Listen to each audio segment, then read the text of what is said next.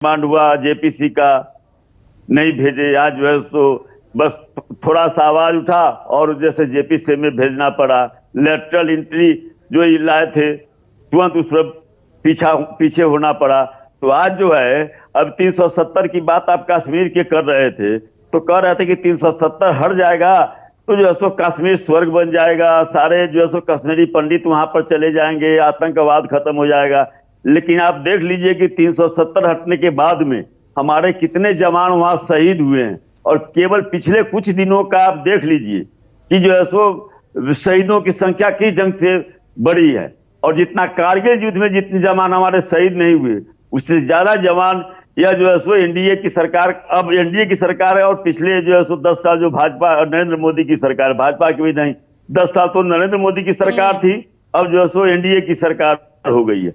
और जो है सो अब धनंजय जी अलंकृत भाषा बोल रहे हैं, अभी भी इनको जो है सो समझ में नहीं आ रहा है कि हाँ साहब जो जनादेश मिला इनके खिलाफ में जनादेश आया, अभी भी इनको नहीं समझ में आ रहा है कि जो कहते थे कि एकदम अब हम अभिजीत, माने हमको कोई परास्त नहीं कर सकता है, जो मोदी जी जो बोले वही सही, वो बोल दें कि सूरज पश्चिम उगता है वही सही। आज जो है सो स्थिति क्या हो गई है, तो आप देख रहे हैं उनका चेहरा देखिए, हाव भाव देखिए। तो यह इंडिया गठबंधन का जो जनता का समर्थन मिला, आज उसी का तो परिणाम है। आप विपक्ष की बड़ी ताकत को भी, बड़ी संख्या को बीजेपी सम्मान दे रही है ना, एनडीए की तरफ से सम्मान मिल रहा है, उनकी बातों को नहीं इग्नोर किया जा रहा। नहीं, जनता आज वह भाजपा को, आज नरेंद्र मोदी जी को समझ में आ गया कि जनता सब शक्तिमान है। जनता की शक्ति के सामने किसी का नहीं, एक पर एक यहाँ पर तानाशाह हुए, सब धूल में मिल गए।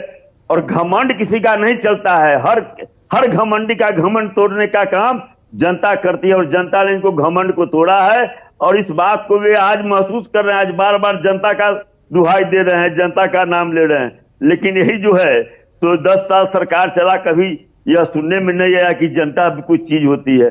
10 साल तो लग रहा था कि एकदम अवतार पुरुष आ गए हैं इस धरती पर, सारे समस्याओं का समाधान। तो ऐसा भी तो कभी नहीं हुआ ना कि खुद 99 और खुद विपक्ष में बैठकर भी विपक्ष सत्ता पक्ष जैसा ही महसूस कर रहा हो, ऐसा भी तो हमने कभी नहीं देखा ना।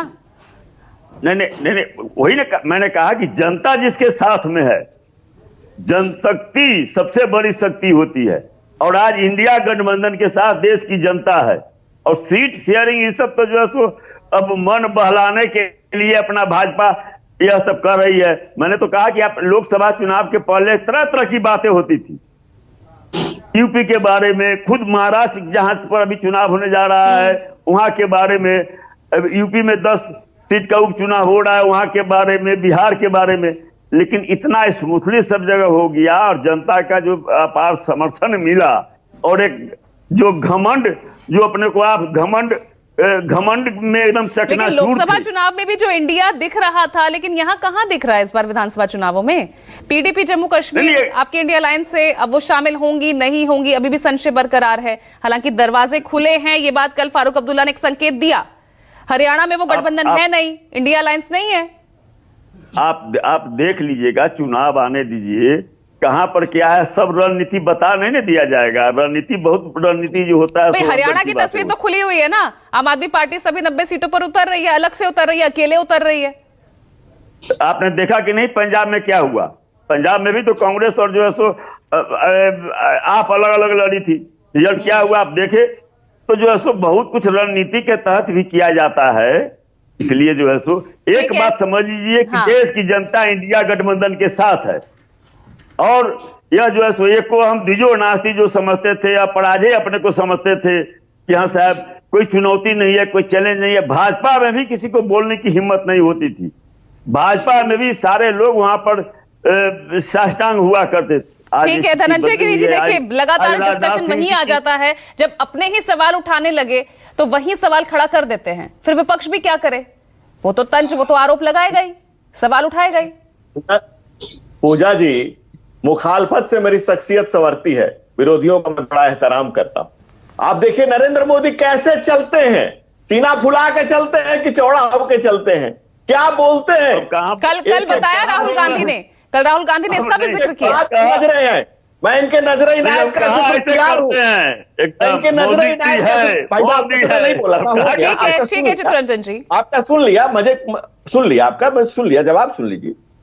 दूसरी बात की बात करते हैं। हाँ तो मैंने कहा ना, राहुल गांधी ने कल उसका भी जवाब दिया, कल उसका भी जिक्र किया। अब शांत बैठिए, बोलिए। पूजा जी, अभी कुछ हिटलर की बात हो रही थी। मजरूल सुल्तानपुरी ने नेहरू जी को हिटलर का चेला लिखा था, 2 साल जेल होके आए थे ऑन रिकॉर्ड, 2 साल। और कांग्रेस के अध्यक्ष ने कहा था India is Indira, Indira is India. और वो जो इमरजेंसी लगाई थी उसी के, जिनके बेटी का नाम मीसा है, उन्हीं के को कांग्रेस की गोद में बैठे हुए हैं। और कांग्रेस की यही दिक्कत है, जो प्रधानमंत्री ने पार्लियामेंट में कहा कि सारी उम्र गालिब यही भूल करता रहा, धूल चेहरे पर थी आईना साफ करता रहा।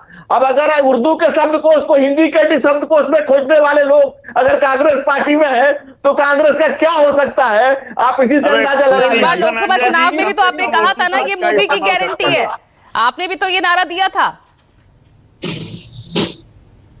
क्या कहा था भाई? मोदी की गारंटी है, मोदी का चेहरा है, इसी पर चुनाव लड़ी थी ना बीजेपी इस बार, एनडीए गठबंधन पूरा इस बार। सरकार किसकी बनी है? सरकार हमारी है। एनडीए की सरकार 14 में थी, 19 में थी, 24 में है। लेकिन 303 से 240 पर भी तो आ गए, ये भी एक सत्य है। सुभ्रांश राय बोलिए। सुभ्रांश राय, धनंजय गिरी को उर्दू से कब से प्यार हो गया भाई? सवाल ये नहीं पैदा होता है। नहीं जानकारी है तो इसी देश की मिट्टी में उर्दू भी पैदा हुई है। सुनिए ना, इसी देश की मिट्टी में उर्दू पैदा हुई है। सुनिए ना, आप भी तो सुनिए ना धनंजय जी, आप भी धैर्य से सुनिए, बोलिए। देश ने 2014 में नरेंद्र मोदी को जिताया था। 2024 में नरेंद्र मोदी की सरकार नहीं है। अगर 2024 में नरेंद्र मोदी की सरकार न रहती तो नरेंद्र मोदी के आज तक तुगलकी फैसले को कोई बदल नहीं पाया है। वो पहले फैसला लेते हैं, बाद में उसको सही गलत ठहराने की जिम्मेदारी उनके इंस्टीट्यूशन पे होता है, जो दिखाया जाता है, किया जाता है। 2 कड़वी सच्चाई है, आप मानिए। आने वाले चुनाव में पहली इंपॉर्टेंट बात, जब आप हरियाणा के चुनाव में जाएंगे तो हरियाणा का गौरव आपसे पूछेगा कि जब बेटियों का मान मर्दन दिल्ली में हो रहा था तो नरेंद्र मोदी चुप क्यों बैठे थे। और जब आप जम्मू कश्मीर में जाएंगे तो जम्मू कश्मीर का युवा आपसे पूछेगा। नहीं तो 3 कृषि कानून भी तो वापस लिए थे ना, जरूरत लगती है तो मोदी सरकार ने कदम उठाए हैं। सुभ्रांश राय, कदम उठाए हैं। पूजा जी प्लीज, मतलब सवाल ये नहीं, मैं जवाब देने के लिए बैठा हूं। मैडम ने थोड़ी बहुत तो पढ़ाई मैंने भी करता होऊंगा, तो प्लीज सुन लेना। आपने कहा ना भाई तुगलकी फरमान कब वापस लिए, तो 3 कृषि कानून तो वापस लिए थे ना, मैं तो यही कह रही हूँ। वो 3 कृषि कानून वापस लेने के लिए सैकड़ों किसानों ने अपना जान दिया था मैडम। यही तो मैं कहता हूं कि भारतीय जनता पार्टी में एक परिवार नहीं है, नरेंद्र मोदी का अपना कोई नहीं है, इसलिए उन्हें परिवार का दर्द नहीं पता है। वो 3 तुगलकी किसानों वाला बिल वापस लेने के लिए 700 से ज्यादा किसानों ने 700 से, अरे पूजा सुन लिया करिए प्लीज। देखिए मेरे पास वक्त कम है, मुझे बराबर वक्त सबको देना है। सुभ्रांश जी, मैं अकेले तो आपसे पूरा डिबेट नहीं कर सकती, है ना, तो थोड़ा सा धैर्य रखिए, कम शब्दों में अपनी पूरी बात कहने की कोशिश कीजिए, ठीक है? गुलाब चंद जी, कुछ नहीं कर सकता।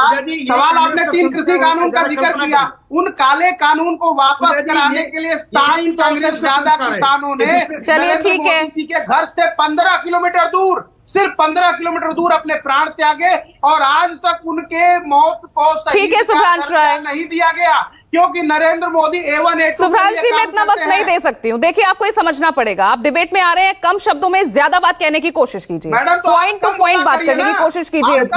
नहीं, ऐसे ये नहीं होता है। या तो मैं पहली बार डिबेट कर रही हूँ या आप पहली बार आ रहे हैं डिबेट में, ठीक है सुभ्रांश जी, ठीक है, शांत हो जाइए।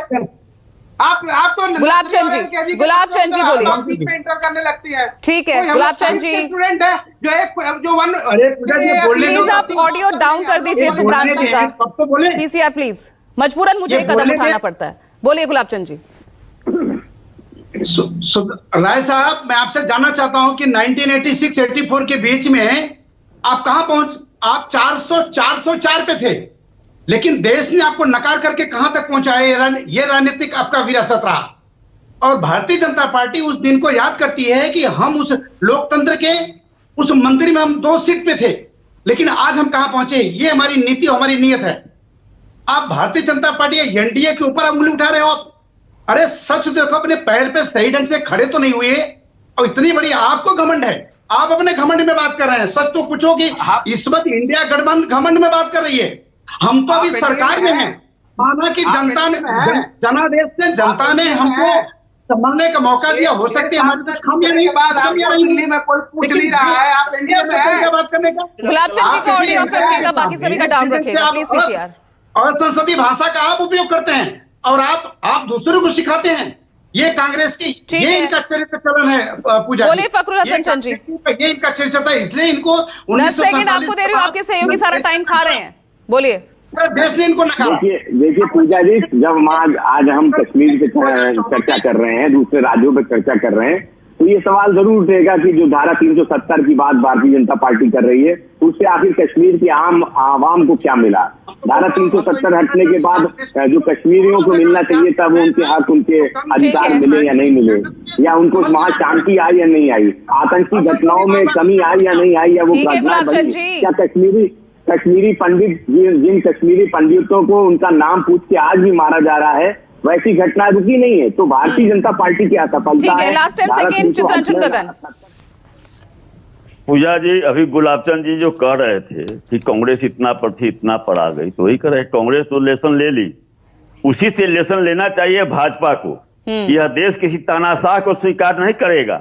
इस देश में लोकतंत्र के खिलाफ जो भी चलेगा, जनता उसका जवाब देगी। भारतीय संविधान से छेड़छाड़ करने का जो कोई भी प्रयास करेगा, जनता उसका जो है, यानी कुल मिलाकर आगे की ये लड़ाई और ज्यादा दिलचस्प होती नजर आ रही है। बहुत बहुत शुक्रिया।